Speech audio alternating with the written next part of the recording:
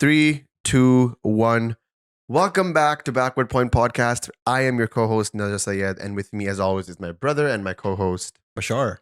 And today, we're a lot more rejuvenated, a lot more excited, a lot more energetic. It's been a few days since that day.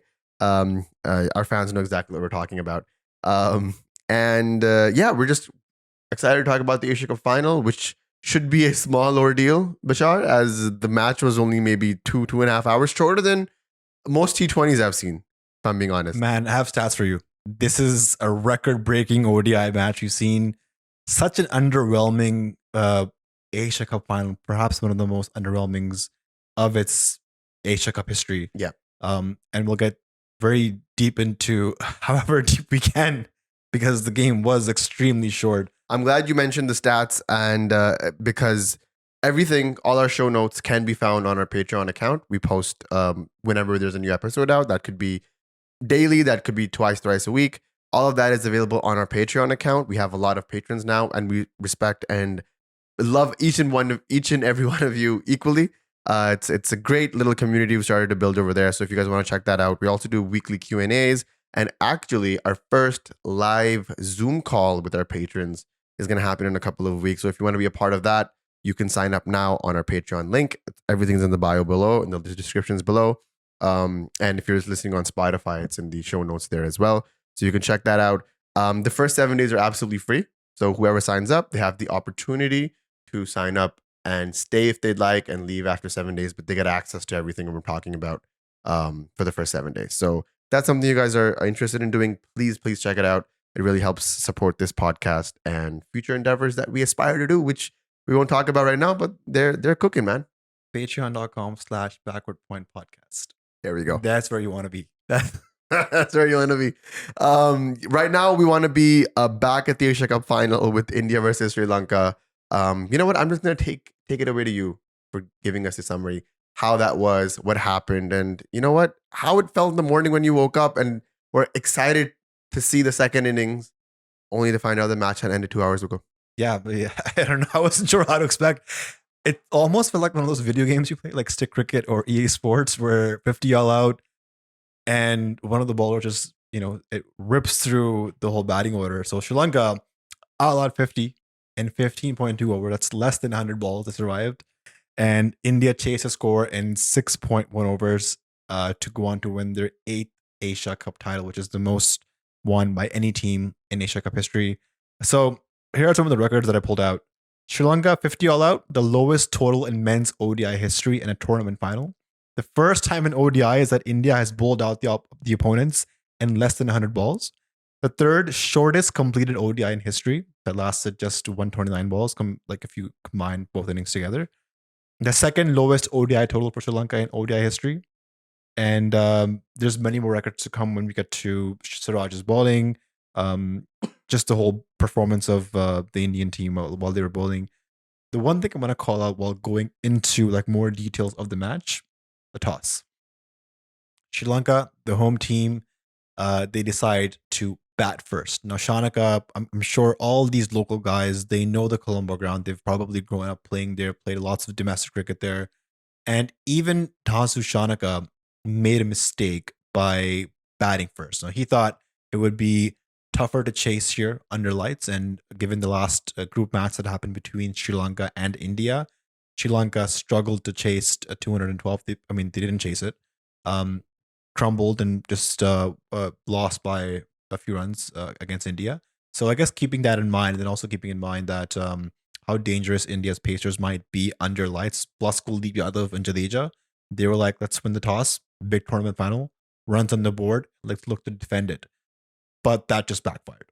So, just in hindsight, right, we talked a lot about the India versus Pakistan match and how Babar Azam made a big mistake by bowling first.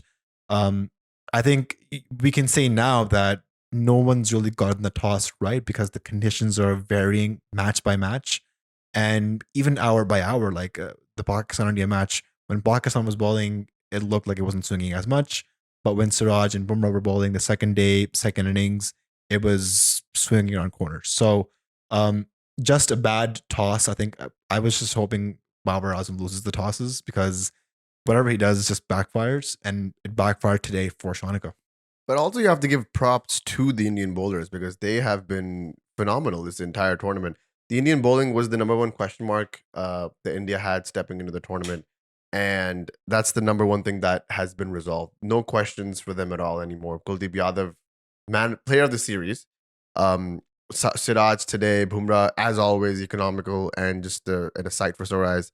He's been great. The bowling has been great. It's just my question occurs when teams are playing against India, they're not giving the same performance. Shaheen, Naseem, and Haris were being whipped all around the ground in that game against India. But then India comes back with Bumrah and Siraj bowling and Pandya. Never forget Pandya. Pandya's their cheat code, like you said before. They come in and they're swinging it both ways. They're at pace. They're bowling good lengths, and they're getting everybody out. Same thing here. Like, how much does change in 90 minutes? Could you tell me that? Because India had Sri Lanka in a chokehold, 50 all out in less than an hour, right? And then an hour later, when India comes to bat, nothing's happening for them. I'm not expecting India to lose this 50 odd run chase, but I'm expecting a wicket, a couple to fall. Does that show the testament of the Indian batting, or did that just show that everybody else except for India has been ordinary on the field? I think so. First and foremost, you have to give credits to the Indian bowlers. I saw ball to ball that whole spell from Siraj and Bumrah. Just the control they have on their wrist position, on the lengths that they're bowling, a nagging length. Like, it's not too full to drive, it's not too short to cut, and it's wicket to wicket. They're, if it's for Siraj, at least if it's swinging away, he is challenging the outside edge, and if it's nipping back in, he's challenging the stumps for LBW and bolds. So I think first, like, you have to give credits to how India is bowling. It's skill, it's high class. It's a lot of it is talent, but it's talent that's being polished. Like, I saw Bumrah early on in his career, and he only had the outswinger to the right hander, and it looks like he's learned the in-swinger as well. That's how he got Kusal Perera out today.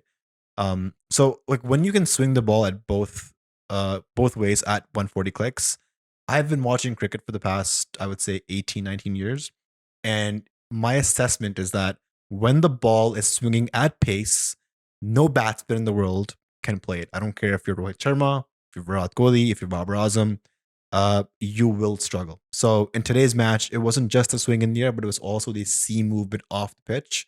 And so first and foremost, like, you need to have swing bowling conditions, but you need to be good enough to extract and make the most of those conditions, which the Indian bowlers did today. When Sri Lanka came on the ball, they either bowled too wide, too short, did not swing the ball up front. And the other thing is, like, whenever it is swinging, I think counterattack is very important. We saw India counterattack Pakistan, which sort of neutralized Shaheen Afridi and Naseem Shah. We saw the Nepal batsman counterattack Siraj, so he went for a few runs in their first group match. But today, even Sri Lanka counterattacked Pakistan. If you remember Kusal Perera, he was on fire, 17 off 7. Exactly. So, like, the more you counterattack, the older the ball gets. Every time it gets hit on the ground, goes to the boundary, it gets wet. But if it's just bouncing and going to the keeper and they keep shining the ball, it gets older. It's gonna keep shining. Yeah. So you age the ball quicker when you start counterattacking because it's getting hit a lot to the surfaces. Yes. But if you're just going defensive, then you're giving the bowlers a longer chance for the ball to stay new. That's very, very good insight. Because when I play cricket here, right, there's this ground that we play at, King City, and I absolutely hate playing there in the morning because we have 8 a.m. games there. And the reason behind that is because there's a lot of dew here in Toronto overnight. And if we go to the match there, we bowl first.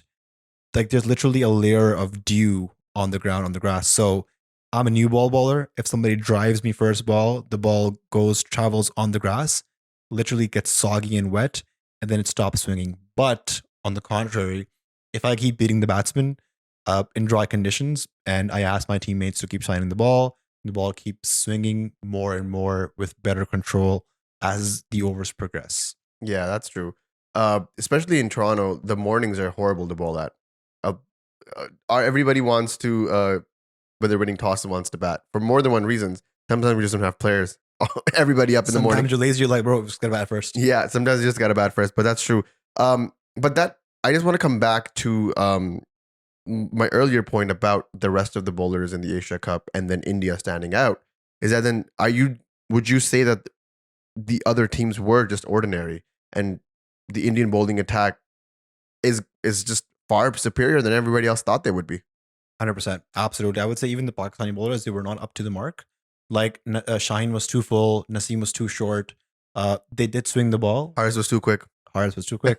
So they did swing the ball, but I just think that their lines and lengths were not as challenging as the Indian bowlers.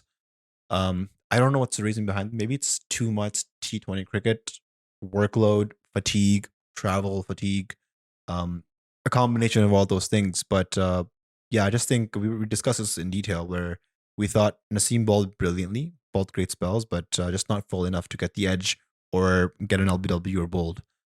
That's something that these bowlers need to work on and just bowl that nagging length. I'm going to mention one thing here. I've studied a lot of bowling of Mohammad Asif, who is arguably one of the greatest swing seam bowlers in cricket history. You know, Kevin Peterson says that, AB de Villiers says that, Hashim Amla says that. So the greatest swing bowler that never was, in my opinion. yes. So and I've analyzed his bowling. And if you guys get a chance, just Google Mohammad Asif highlights, and you will notice one thing very quickly. The first thing is that a lot of his dismissals are bowled or LBW. He bowls his challenging and nagging length on the off stump where he can seam it away and get the neck, or he can seam it back in and get the bowled LBW.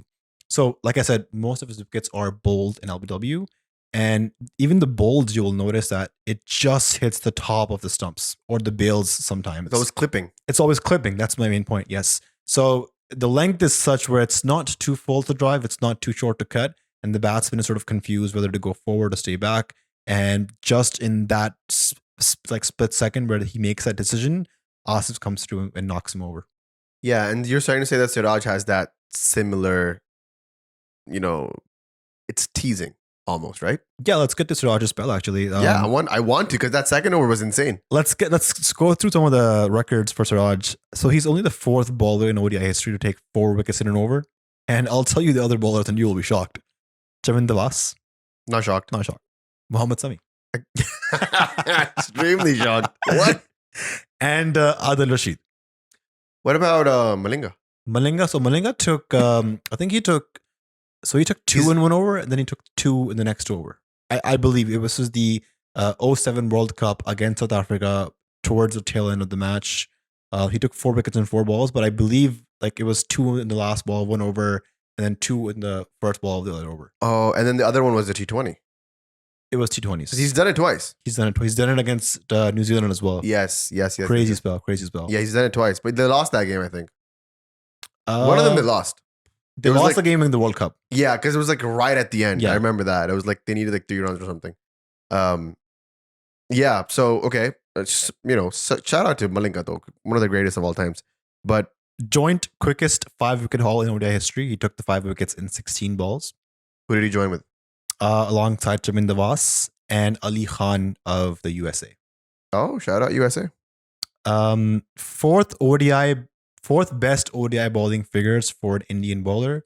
And people don't know, they forget that the best ODI bowling figures for India is by Stuart Binney, 6 for 8 against Bangladesh. Stuart Binney is, I believe, the husband of the presentator Mayanti Langer. Yes. Guy knows everything. Mayanti Langer's husband. Yeah, Stuart Binney, bro. There we go. He has the best ODI figures for 6 for 8 against Bangladesh. What about I think it was a low scoring match. Huh? Didn't Anil Kumble take 10 against Pakistan? That's test matches. Both. He did it twice. No, I don't think he took it in ODIs. No. Okay, you want to fact check me on that? 100%. Because no one's ever taken 10 wickets. 9 wickets is the most. Yeah. I think 9 is the most. Afridi took 7 wickets. Afridi took 7. Oh, now we got to Google this. Yeah, check it out. I think maybe 7 wickets. Maybe someone's taken 8 wickets, but I think Afridi's 7 wickets is the best for Pakistan. And I think it's like the second or third best in ODI history. This was the 7 for 12 he took against West Indies in his comeback match in 2013 in West Indies. So we're just checking what the best. What about the Wasim Akram? Does he not have 8 wickets in an ODI? No. Or Imran Khan? Arman Khan has 8 wickets in Test matches.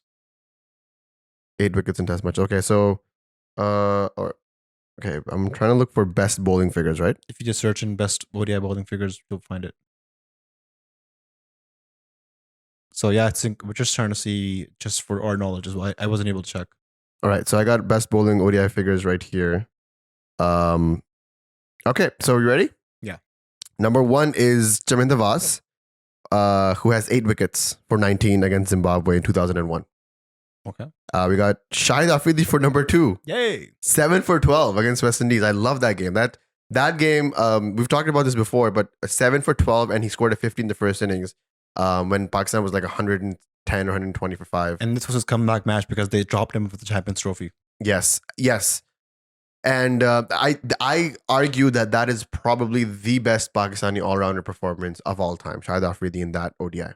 I mean, there's not a lot. There's one more by Afridi, which I love, but my personal favorite is Shahid Afridi versus Sri Lanka. I believe this is 2011 or 12. This is in Sharjah, where so Jayawardene and Sangakkara were chasing, and they needed like 45 off 45, like a very low total. And Afridi comes in and rips through Jayawardene, Matthews, Sangakkara, and takes 5 wickets. Pakistan wins the match. And he also scored 50 in that match, I believe. One of the most iconic Pakistani cricketers. Again, I've argued many times on this show before that his numbers don't really extenuate what kind of a cricketer he was, but he had those moments, like I just said. So 7 for 12, and there's a lot of cricketers here who've had 7. So I'll just run them down: Migrad, Rashid Khan, A.G. Bishal, Muralidharan, Ali Khan, Saudi, Bolt, Waqar Yunus, Aqib Javed, Imran Tahir, W. Davis, Stuart Binney. Has 6. Then that's when the 6 starts. Just fun fact. Wasim Akram's highest wickets were 5. He never took a 6-fer. Which It's hard to take 6 when you're playing with Waqar Yunus, right? Because he might take like 2 or 3 from the other end. So it's just harder to take more than 5 wickets when you have so much competition. Yeah, excuse me about that cough. Yes, that's true. Wow. So no one's ever taken 10 in ODI. 8 is the most for Vas. And that was also at Colombo, by the way. So there you go. Colombo, good for bowlers, I guess. So coming back to just the Siraj spell, high skill. I mean, I feel like he's unlocked or hacked what swing bowling is up front because he was using the crease. Siraj essentially has 2 balls. He has the outswinger that he bowls, and then he has the one that nips back. And he balls it again from the same length. So if it swings away, you'll nick it off, which he did to a couple of batsmen. If it nips back, he'll get you bowled to WW. And he'll always keep you guessing. Like I said, he also uses the crease to just create those angles. There's one bowl that he did which reminded me of what Jimmy Anderson does at Lords. I was just gonna say, very Jimmy Anderson-esque. Just creating those angles, coming in with the angle, pitching, nipping back, nipping off, nipping away, and knocking off the off stump. So just high skill, and just going into the World Cup with such bowling form. You know, when we were growing up, it was always the Indian batters that were like mighty and just legends, and it's hard to get them out.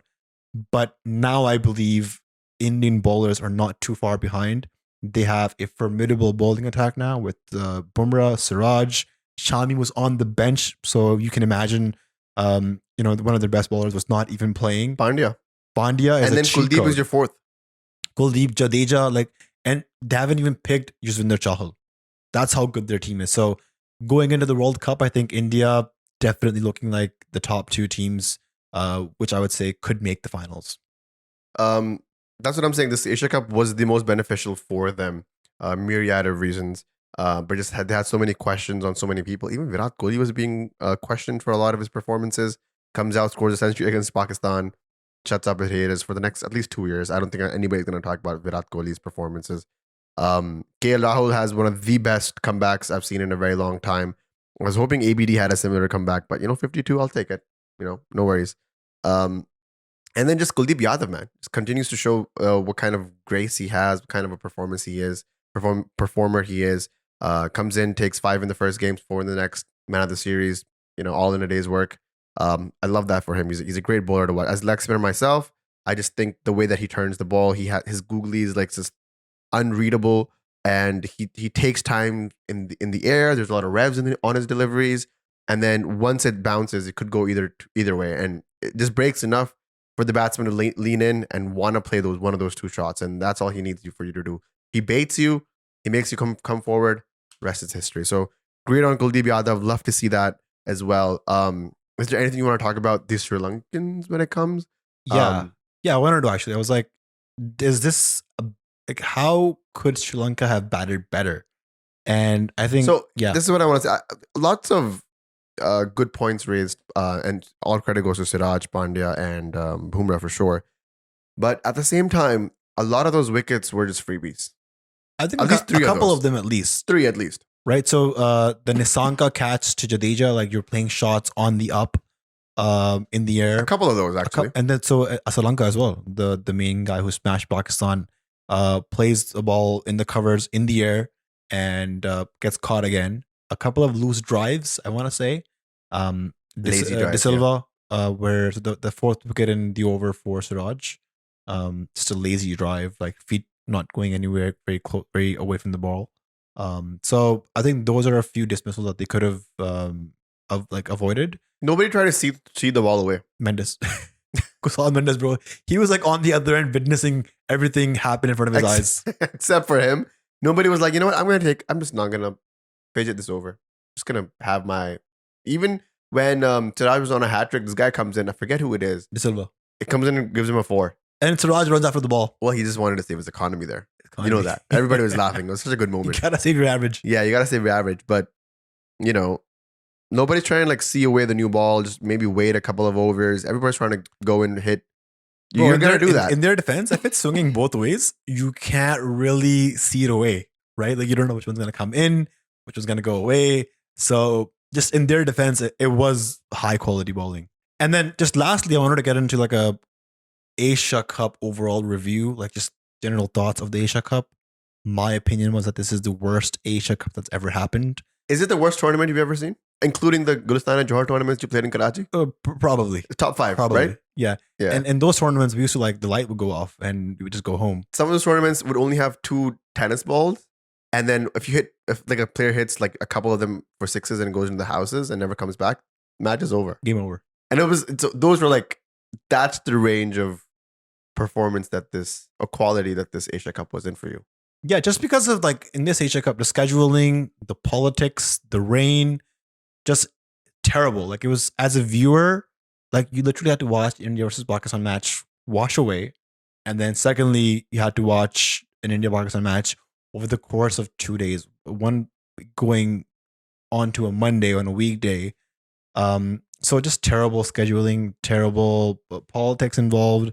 Pakistan was the host, and we had to suffer the most. So I think these are things that people are not considering. A lot of comments we got in our last episode were saying that, we're making a lot of excuses about travel fatigue, but that's what we're going to face in the World Cup.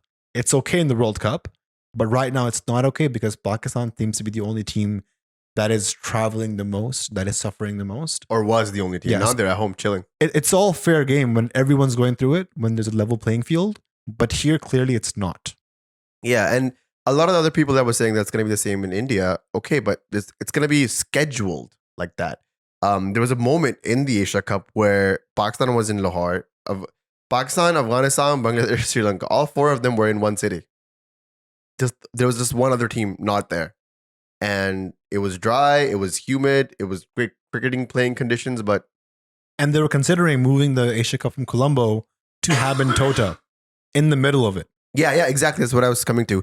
That there was a conversation of all 4 teams did not know if they were going to go to Colombo, if they were going to go to Hambantota, if they were going to go to freaking UAE. Nobody knew.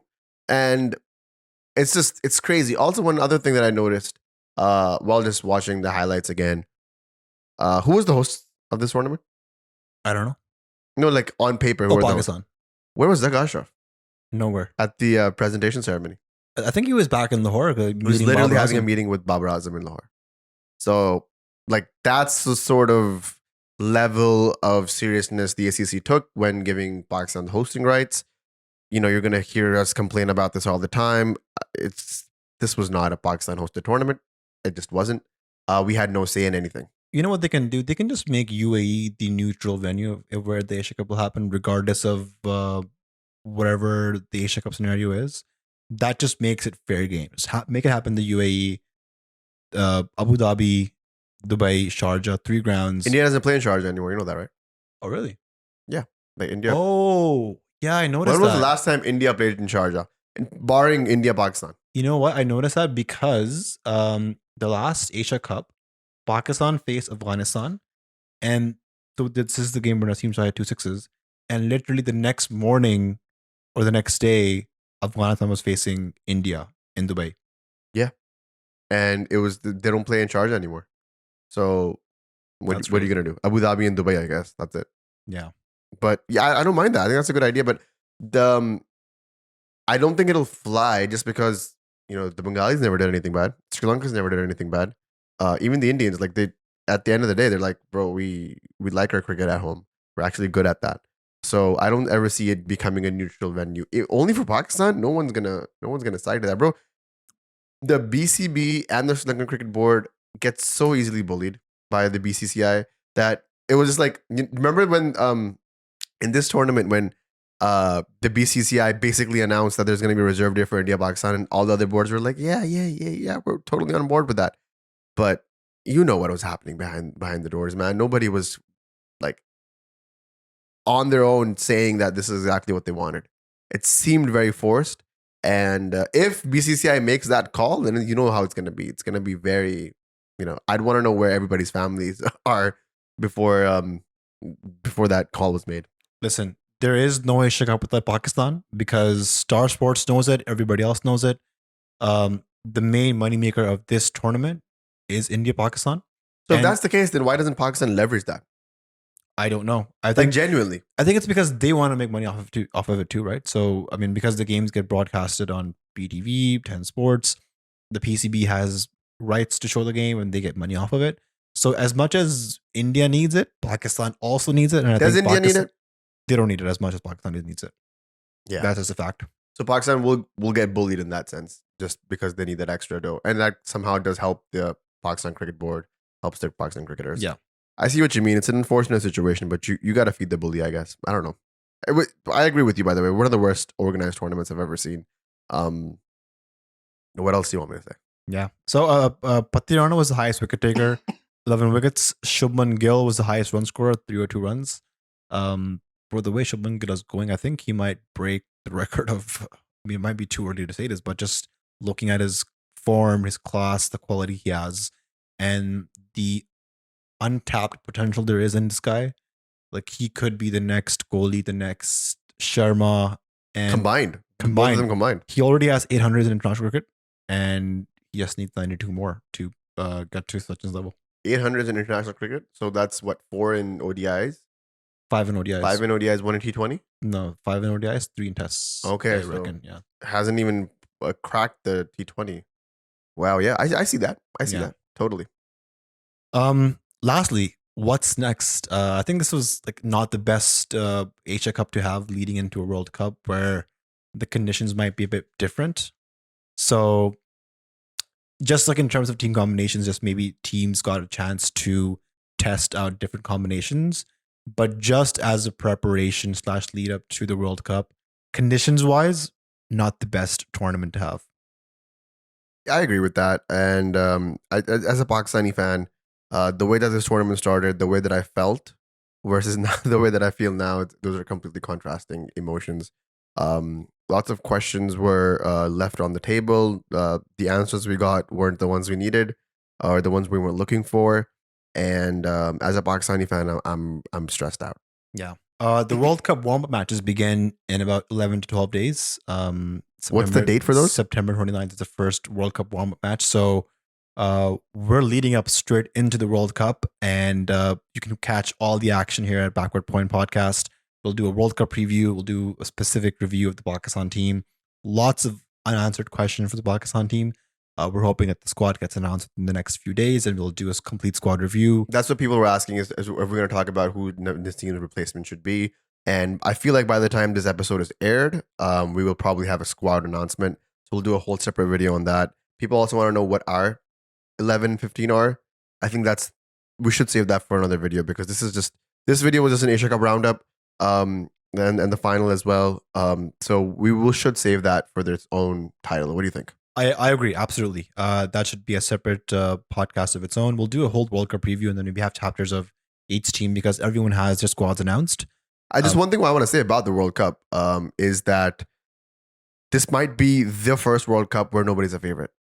And I say that quite sincerely. You can probably pick your top four, but even from those four, you can be like, I know these two will go to the finals. Like, you just don't know that.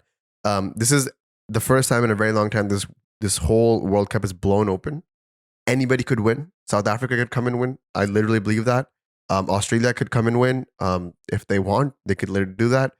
England could repeat. Like, it's literally, and Pakistan can literally do an upset and win the whole thing. So this is one of those World Cups where every single game matters, and every single game is going to be spectacular. I think this is going to be one of the best World Cups to ever happen, just because, like you mentioned, the competitiveness. Like you just sit down and look at some of the teams, and every team seems to be so good. And the beauty of the World Cup is that all the best players are available. They're in the teams. But most of them also played with injuries. If you look at that, like Naseem is out. I was looking at there was somebody actually made a injured playing 11. I forget where it is. I wish I could pull it up. If you guys are on Patreon, I'll leave it in the show notes. But Travis Head is in there. Travis Head is fractured his hand. Tim Southey. Southey's out. Naseem Shah. Naseem Shah is out. Give me more. Adam Milne is out from New Zealand. There we go. Like a few other players that Williamson is in-ish. I haven't seen him bat yet, so I don't know how he's gonna be. Hardest might be out for a few games in the beginning. Yeah, Shakib looks a little bit out. He's out of the New Zealand game. Tamim Iqbal is out as well. Tamim Iqbal is out. Like, that's a whole other thing that's going on. Lots of conversations about leagues, lots of conversations about the side quest matches that people should play and should not play. There's a whole other conversation. That's a whole fourth podcast. I don't know if we have time for that. But people also want to know, Bashar, in the midst, we have a couple of weeks off with no cricket going on, especially Pakistan cricket. There might be cricket going on with other nations, but Pakistan cricket is sort of taking hiatus. What are we going to do? So we might have Q&A episodes. We might do a few think pieces, just looking into the World Cup. Might do World Cup reviews of some iconic World Cups that have happened. I was thinking of doing a Pakistan kit review for the World Cup, just comparing this one to the previous ones that we had, rating each one. So lots of opportunities to do many different episodes.